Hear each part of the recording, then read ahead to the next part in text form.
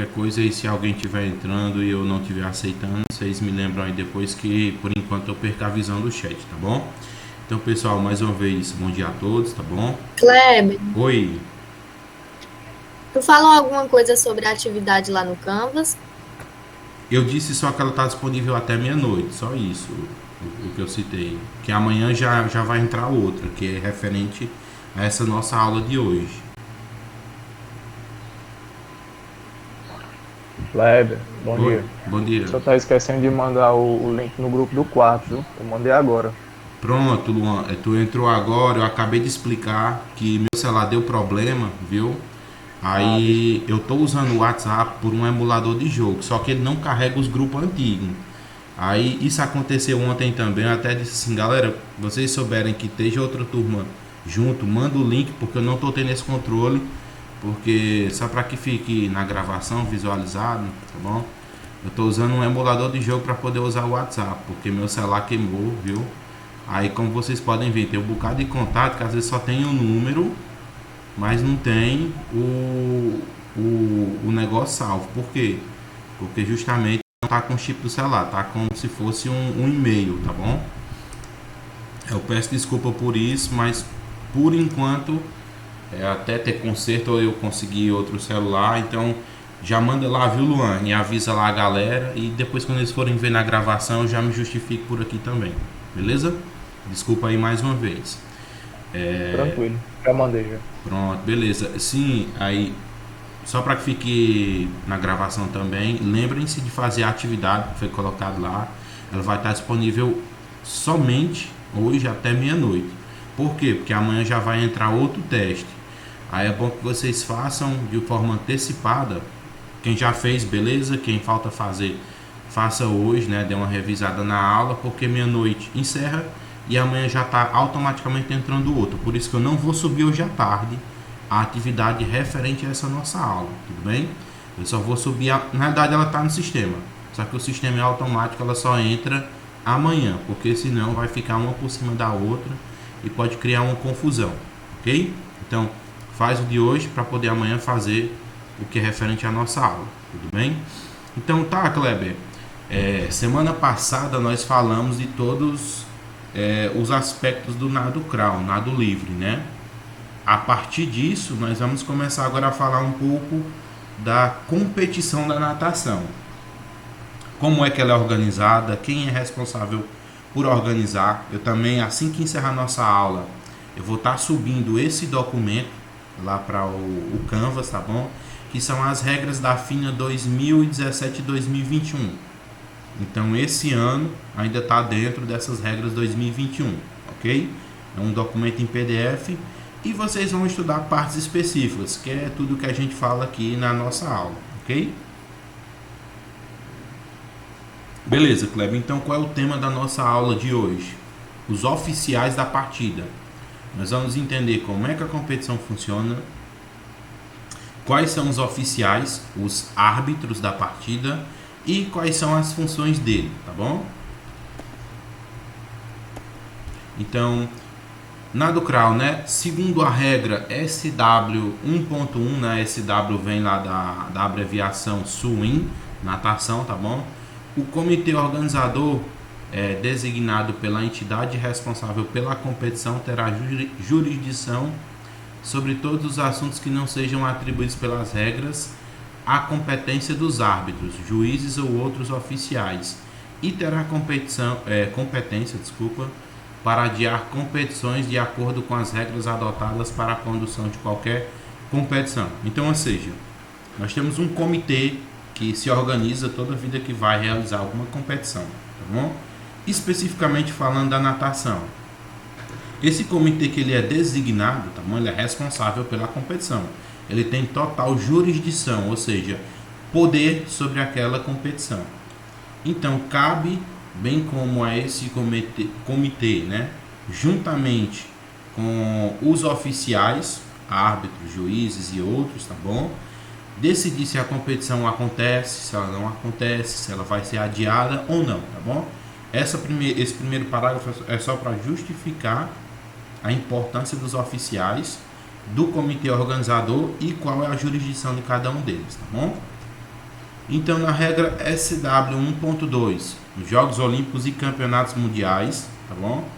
O Bureau da FINA, tá bom? Que é o comitê da FINA, nomeará o seguinte número mínimo de oficiais para o controle das competições. Assim como no futebol, handball, futsal, nós temos um número de árbitros, tá? Cada um deles com as funções específicas, primeiro, segundo, terceiro. Isso no futebol, no futsal, no handball. No caso da natação, especificamente, tá? Nós temos que ver aqui que eu vou citar tanto os Jogos Olímpicos e Campeonatos Mundiais, mas isso aqui também pode ser adotado para as demais competições, tá bom? Porém, como os Jogos Olímpicos e o Campeonato Mundial é uma competição muito grande, né? Bastante ampla, esse número de oficiais é maior e também conta com um aparato tecnológico bem robusto, né? O que no caso não acontece nos campeonatos regionais, por exemplo. Campeonato Cearense de Natação. Nós temos ali um número mínimo de oficiais, tá bom? Não temos o mesmo aparato tecnológico, porque financeiramente isso é inviável, tá bom? Mas os oficiais executam a mesma função que alguns equipamentos eletrônicos. Até muitas das vezes melhor, porque o equipamento pode dar erro na hora da batida ou do tempo mesmo, tá bom? Então, especificamente nessas duas competições bem macro, né, bem maiores, a FINA é quem vai determinar os seguintes árbitros, quais são os oficiais, bem como o seu número mínimo, tá bom? Tem que ter X oficiais nessa competição. Beleza, Cleber, vamos lá. Nós temos que ter 2 árbitros gerais, e aí de uma forma bem específica eu vou falar todos eles e o número, e depois a gente vai entender qual é a função de cada um. Supervisor da mesa de controle, 1 supervisor. 4 juízes de nado, tá bom? Juízes de partida, 2, ok? Chefe dos juízes de virada, e aí nós temos que ter 2, porque 1 em cada cabeceira da piscina, porque nós tanto temos a saída como nós temos a virada. Ah, Kleber, mas ele saiu da borda da piscina no bloco. Então, muitas das vezes essa saída não conta como uma função do juiz de virada, ok? Beleza? Certo. Só que nós temos provas que são mais de 100 metros, tá bom? E aí ele vai ter que fazer virada na cabeceira de lá e na cabeceira de cá, tá? E aí, se ficar a pergunta dessas nomenclaturas, cabeceira da piscina, aos poucos eu vou colocar imagens e vou explicar para vocês entenderem, tá bom? Juízes de virada. Nós temos 1 em cada raia nas 2 cabeceiras da piscina, tá? Anotador-chefe. 1 anotador-chefe. 2 bancos de controle. 1 locutor. Então, ou seja, esse daqui é o bureau oficial da FINA, tá? Indicado por eles. Ou seja, tem que ter todos esses árbitros, principalmente em competições como Olimpíadas, Campeonatos Mundiais, ok? E com esse seguinte número mínimo, beleza? Então se atentem para esses números aqui, ok? Tá, Kleber, beleza. Esse aí é o bureau da FINA, que é indicado pelo próprio comitê deles, né? A partir disso, quais são as funções? Ou seja, o que é que o árbitro faz, o árbitro geral faz, e os demais, beleza? Vamos começar agora. Então, na SW 1.2.1, sempre eu vou estar me referindo às regras da natação pela nomenclatura de abreviação, tá bom? SWIM 1.2.1. Para todas as outras competições internacionais, a entidade responsável pela competição designará o mesmo número ou um número menor. Foi o que eu falei para vocês. Competições que não tenham um cunho de importância bem parecido com o Campeonato Mundial ou as Olimpíadas, o seguinte comitê poderá indicar um número igual, o que a gente viu anteriormente, de oficiais, ou menor, tá bom? sujeito à aprovação da respectiva autoridade regional e internacional, conforme o caso. É sempre lembrar, todo tipo de competição, todo tipo de esporte, principalmente, ele tem um comitê regional. Comitê de futebol cearense, tem um comitê lá que avalia todos os jogos que acontecem dentro do Ceará, seja na série A, B, C, D, até o alfabeto todinho aí, tá bom?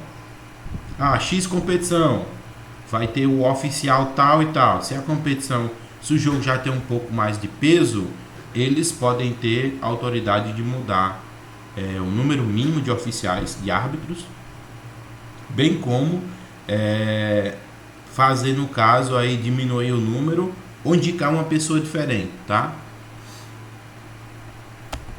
Beleza. No SW S.2.2, quando, especificamente aqui para natação, né? Quando o equipamento automático de cronometragem não estiver disponível, que acontece na maioria das competições, tá bom? Porque é equipamento caro. Esse equipamento deve ser substituído pelo cronometrista-chefe, um cronometrista por raia e um cronometrista adicional. Kleber, beleza. Eu tenho que ter o chefe dos cronometristas, tá? O cara que vai pegar o tempo de cada um dos cronometristas. Eu tenho que ter cada um dos cronometristas por raia. Então, ou seja, dependendo do tamanho da piscina, se a piscina tem 5 raias, eu tenho que ter 5 cronometristas, ok? E mais o chefe dos cronometristas. 5 mais um 6, mais um adicional que seria o 7. Por que, Kleber? Caso dê falha em um equipamento, tá bom? Em um cronômetro em um cronometrista que está lá na raia, ou até mesmo se ele se sentir mal, tiver que sair, nós temos um substituto. Kleber, se acontecer mais algum problema, aí para-se a competição e vai analisar se tem continuidade, se dá para dar continuidade, ok? Então, especificamente aqui os cronometristas, ok? Vocês vão ver que vai ter um por raia, beleza? E aí eles ficam bem atentos, tanto quando o atleta salta do bloco para entrar na piscina, ok? Quando ele retorna para fazer a batida final aonde? Na parede. Por isso que eles se aproximam da borda na parte final da competição e olham o momento exato da batida. Tá, Kleber? Você citou aí a função do cronometrista, a localização de cada um deles, bem como o plano de visão, onde eles vão estar bem determinados na batida da parede para poder travar o cronômetro. E no caso da competição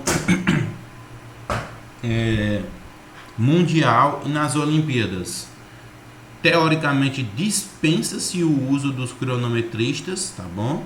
Mas eles ficam lá fazendo a cronometragem.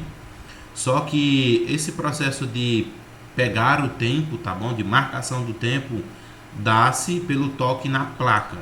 Vocês vão ver que as piscinas de natação geralmente têm essa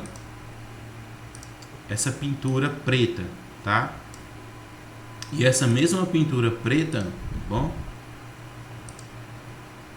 Essa mesma pintura que vocês veem aqui, ela tem uma placa sensível ao toque, tá bom? Não nesse caso que a gente está tendo aqui os cronometristas. E essa placa, automaticamente, quando o atleta toca, ela já trava o tempo, tá? A saída não, a saída é quando o atleta pula do bloco, tá bom? Aí sim, já solta o tempo de todo mundo por igual. E aí depois o equipamento vai fazer uma cronometragem individual de acordo com o toque da placa, beleza? Ok. Então, na SW 1.2.3,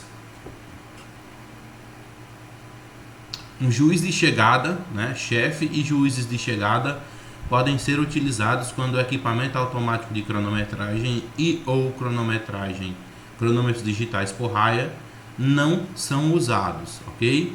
Então, ou seja, foi a situação que eu coloquei para vocês lá nas Olimpíadas, tá bom? E campeonatos mundiais, quando há esse equipamento automático de cronometragem, né? Então, os cronômetros digitais por raias não são usados, ok? o equipamento fica guardado. Ele não fica fazendo a cronometragem. Identificando que ocorreu um erro na placa, aí sim eles fazem ou a substituição da placa, se for um caso excepcional, rápido, ou então chama-se os juízes, os cronometristas, para poder fazer a pegada do tempo. Ok? SW 1.3, a piscina e o equipamento técnico, tá bom? Para os Jogos Olímpicos e Campeonatos Mundiais. Toda vida devem ser inspecionados e aprovados com devida antecedência, tá bom? Em relação à competição pelo delegado da FINA. Então tá, FINA, Federação Internacional de Natação. Eles vão mandar um delegado para poder vistoriar toda a prova. E isso sempre acontece tanto em Jogos Olímpicos como em campeonatos mundiais. E ele vistoria todo o equipamento, bem como também, né, a questão do comitê técnico. Então, vistoriado esse equipamento com antecedência, é onde há a detecção de algum erro. A exemplo da placa, dos cronômetros que ficam suspensos, do painel eletrônico, ok? Então, sempre há uma vistoria antes das competições iniciarem. Tá, delegado da FINA, juntamente com um membro do Comitê Técnico de Natação. Então, é claro, um membro do Comitê Técnico daquela competição e um delegado da FINA.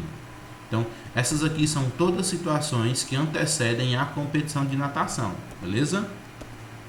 Então, na SW 1.4, sempre que o equipamento de vídeo subaquático é utilizado pela televisão, o equipamento deve ser operado por controle remoto e não deve obstruir a visão ou o curso dos nadadores e não deve alterar a configuração da piscina ou obstruir marcações exigidas pela FINA. Prestem atenção, ok? Down there in lane 5, the other contenders, Russia 4, Australia 3, France 6, below the Americans. So here we go. Well, he is so good off the blocks. Gets great height, great speed off the blocks, and already off to a brilliant start. Now he's got to manage his first 50. I'm going to repeat that a lot. Don't overswim your first 50. I know it's your first Olympic race, but you've got to save those legs coming home into the wall. You've really got to manage this early speed, and I'm talking about all those swimmers, not just Kayla Dressel. Brazil had the lead. Kayla Dressel was just behind, and Dressel is really churning the water down there in lane 5. This is so important right now to get into the wall, to give Phelps an opportunity to get off the blocks. You're going to see him come back to the field a little bit. He's got to maintain this stroke, put his head down. No one loves the relays more than Michael Phelps, and into the water he goes with the United States in the second position. France down there in lane 6 had a slight lead as Phelps is churning the water. 48-1 for Dressel. That's the best time now. He's going against Chalmers from Australia up there in lane number 3. That's the team I think that really has got a great shot at winning this. He was 47 flat earlier in the preliminaries, but he is way back. What a big turn! What a big turn! What a big turn by Michael Phelps! Michael Phelps rockets out ahead of Fabian Gillot and France, who have the lead, but Phelps now has the lead for the Americans. And he's about ready to give way to Ryan Held in his first final at an international meet, and it's the big time at the Olympics. And Phelps is going to give him a significant lead. The United States way out by more than a second over Australia as James Magnuson is in the water for the Aussies. 47-1 for Michael Phelps. Boy, the veteran did his job, didn't he? Now, once again, calm yourself, Ryan Held. Take it easy going into this first 50 here. Don't overswim it. Give Nathan Adrian a chance. Nathan Adrian coming on in. This is a big-time swim right now early on for a guy that has never been in this position ever. He's got Flo Matadou, who was a part of that French winning team 4 years ago. Held is holding them off right now, and Nathan Adrian, the reigning Olympic champion of the 100 free, will try to bring it home for the United States. The lead will just be over France, which is about a half-second behind Jeremy Strauss, whose clutch will try to chase Nathan Adrian down. I can tell you one thing, I don't think there's any way Australia, who came in as a favorite way back to the back, can do it. The only team that can do it right now is France, and you can see Strauss trying to move up against that Leyland.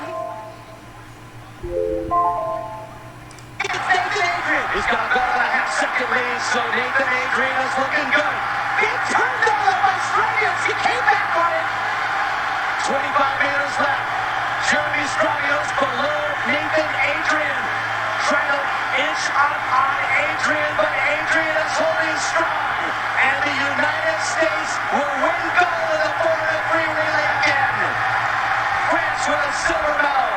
And Phelps with Olympic gold medal, number 19.